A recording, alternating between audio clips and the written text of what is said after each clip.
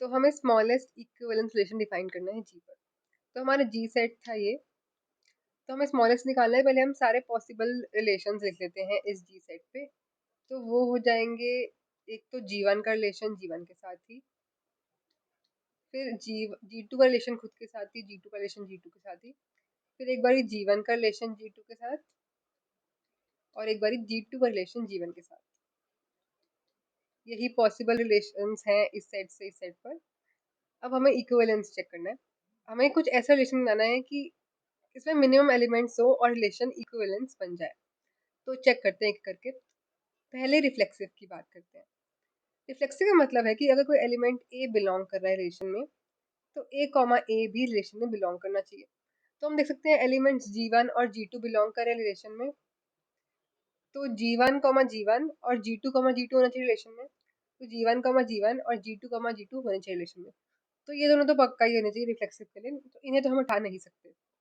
तो reflexive satisfy हो जाएगा।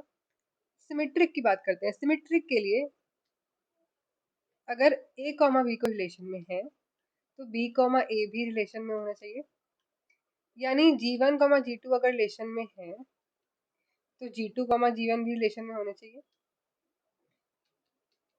तो ये तो यहाँ पे पॉसिबल हो रहा है, जी1 कॉमा जी2 है तो जी2 कॉमा जी1 भी रिलेशन में है।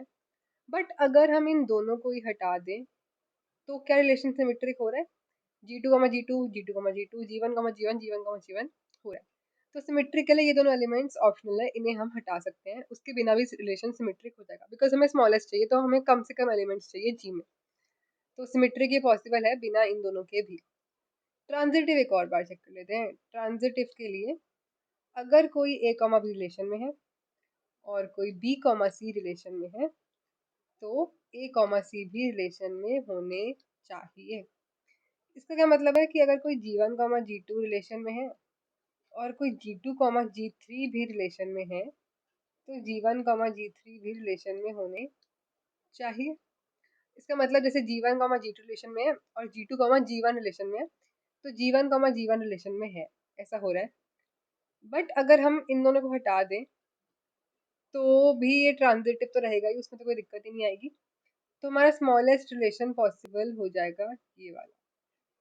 इसे देख लेते हैं क्लियरली अब। तो सिमेट्रिक के लिए भी सेटिस्फाइड है, इन्हें हटा सकते हैं। ट्रांजिटिव के लिए भी ये है, तो स्मॉलेस्ट रिलेशन पॉसिबल हो जाएगा ये वाला।